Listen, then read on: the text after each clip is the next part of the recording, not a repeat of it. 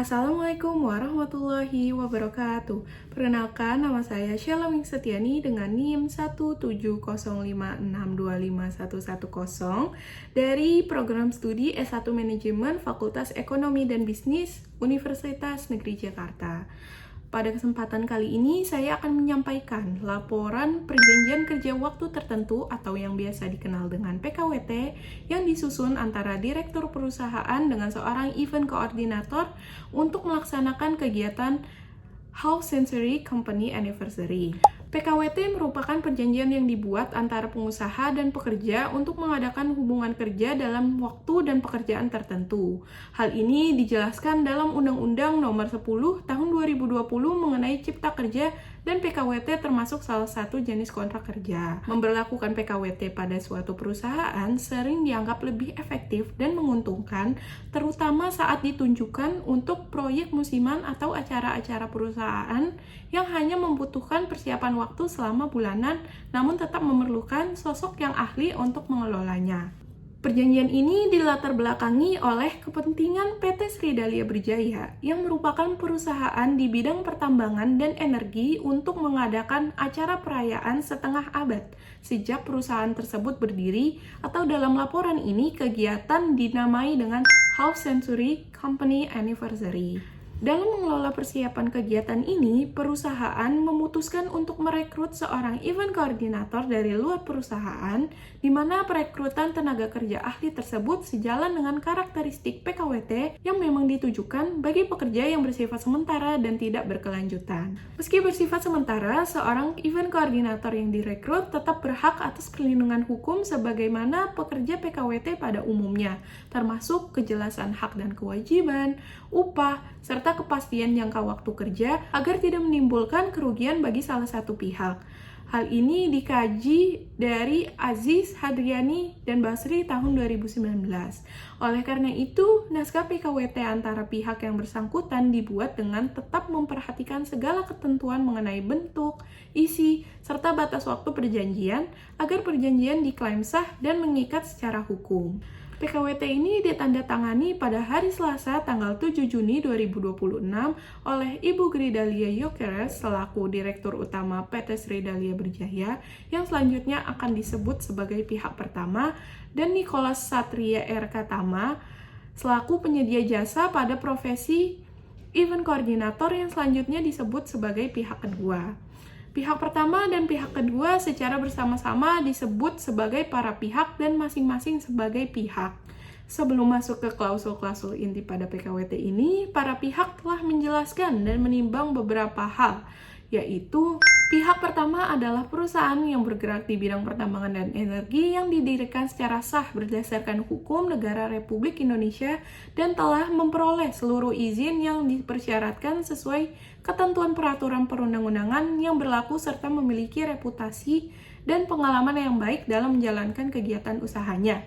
Kemudian, pihak pertama membutuhkan jasa dan tenaga kerja pada posisi event koordinator untuk mendukung penyelenggaraan kegiatan usaha dalam rangka perayaan Half Century Company Anniversary pihak pertama dari pihak kedua.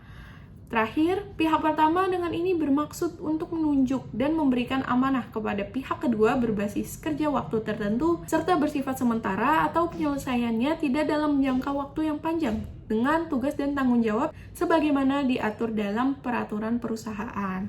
Naskah perjanjian ini telah memuat unsur kesepakatan para pihak yang dapat ditemukan pada awal bagian pembuka dan akhir bagian berupa tanda tangan dari kedua pihak.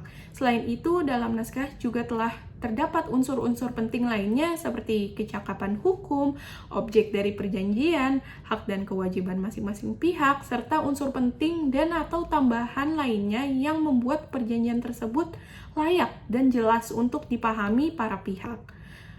Dikutip dari kajian Gumanti pada tahun 2012, ia menegaskan bahwa tidak terpenuhinya syarat subjektif yakni kesepakatan dan kecakapan mengakibatkan perjanjian dapat dibatalkan atau voidable, sedangkan tidak terpenuhinya syarat objektif mengakibatkan perjanjian batal demi hukum. Selanjutnya saya akan menjelaskan isi setiap klausul penting dalam kontrak atau perjanjian ini serta hasil analisis berdasarkan dasar hukum yang digunakan.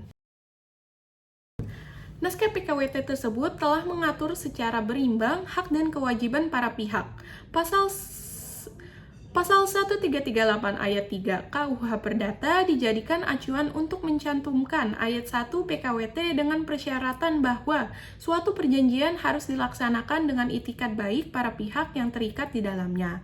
Klausul pada ayat ini juga telah diselaraskan dengan prinsip hubungan industrial yang harmonis sebagaimana diamanatkan dalam Undang-Undang Nomor 13 Tahun 2003 tentang Ketenagakerjaan.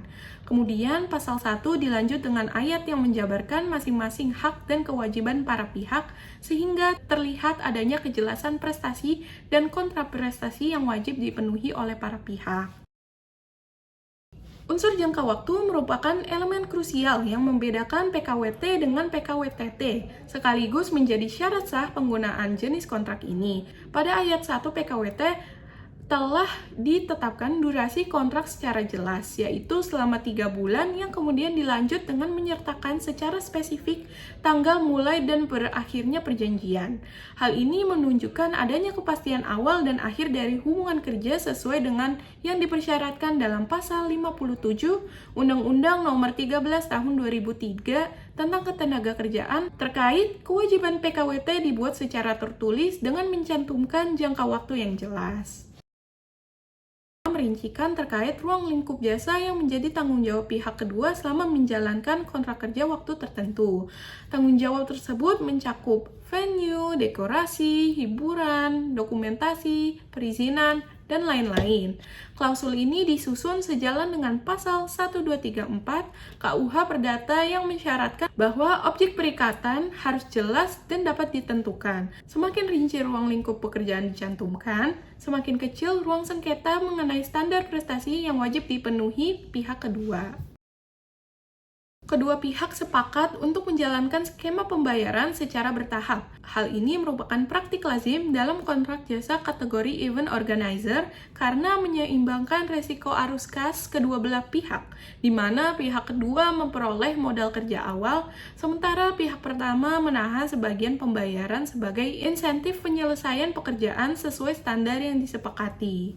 Pencantuman denda keterlambatan pembayaran dalam naskah perjanjian juga relevan dengan pasal 1234 KUH Perdata yang mensyaratkan adanya somasi atau pernyataan lalai sebagai prasyarat penuntutan ganti rugi atas keterlambatan pelaksanaan kewajiban. Dasar hukum pada klausul force majeure dalam sistem hukum perdata Indonesia terletak pada pasal 1244 dan pasal 1245 KUH Perdata, yang pada intinya membebaskan debitur dari kewajiban ganti rugi apabila tidak terlaksananya prestasi disebabkan oleh peristiwa yang tidak terduga, tidak dapat dihindari, dan tidak dapat dipertanggungjawabkan kepada debitur yang bersangkutan tanpa adanya itikat buruk. Menurut Heilau pada tahun 2023, menjelaskan bahwa force majeure dalam KUH Perdata tidak didefinisikan secara rinci, sehingga para pihak perlu merumuskan mandiri cakupan peristiwa force majeure secara spesifik dalam kontrak. Maka dari itu, pada naskah perjanjian, PKWT pasal 5 ayat 1 menyebutkan contoh konkret peristiwa yang dikategorikan force majeure seperti bencana alam, wabah, kebijakan pemerintah, dan lain-lain. Kewajiban pemberitahuan tertulis korban force majeure dalam waktu tertentu yang ada pada pasal 5 ayat 2 juga sejalan dengan yang dikaji oleh Febriani pada tahun 2020 terkait menekankan pentingnya pembuktian dan prosedur formal sebab force majeure agar klaim pembebasan tanggung jawab dapat dipertahankan secara hukum dan tidak disalahgunakan sebagai alasan menghindari kewajiban kontraktual. Rumusan wan prestasi dalam pasal 6 mensyaratkan adanya surat peringatan atau yang biasa dikenal dengan SP atau somasi sebelum suatu pihak dinyatakan wan prestasi.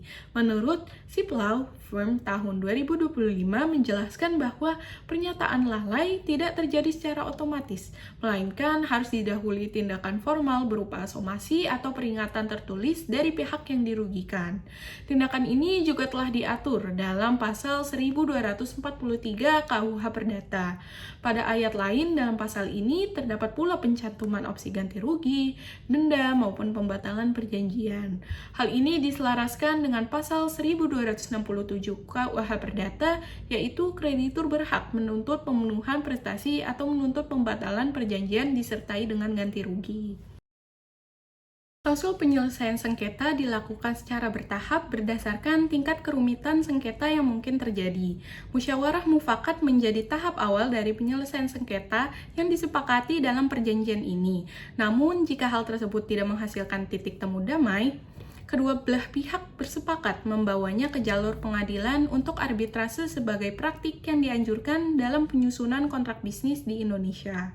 Hal ini turut disesuaikan dengan Undang-Undang Nomor 30 Tahun 1999 tentang arbitrase dan alternatif penyelesaian sengketa. Pencantuman opsi Pengadilan Negeri Jakarta Selatan sebagai forum litigasi memberikan kepastian forum apabila musyawarah tidak berhasil, sekaligus tidak menutup kemungkinan para pihak memilih arbitrase di kemudian hari. Potensi sengketa yang paling mungkin terjadi antara kedua pihak adalah terkait perbedaan ekspektasi pihak pertama dan hasil dari pihak kedua. Misalnya, ketika pihak pertama membayangkan anniversary ke-50 perusahaan ini akan berlangsung megah dan berkesan mengingat momentumnya sangat istimewa. Sementara, event koordinator melaksanakannya sesuai dengan anggaran dan brief yang diberikan di awal, namun ternyata belum sepenuhnya sesuai dengan bayangan direktur. Perbedaan persepsi semacam ini wajar terjadi karena ekspektasi seringkali bersifat subjektif dan tidak selalu tertuang secara eksplisit dalam kontrak. Potensi sengketa seperti ini dapat diselesaikan melalui klausul yang telah tertulis pada perjanjian PKWT pasal 7 ayat 1, yaitu dengan melakukan musyawarah untuk mufakat terlebih dahulu.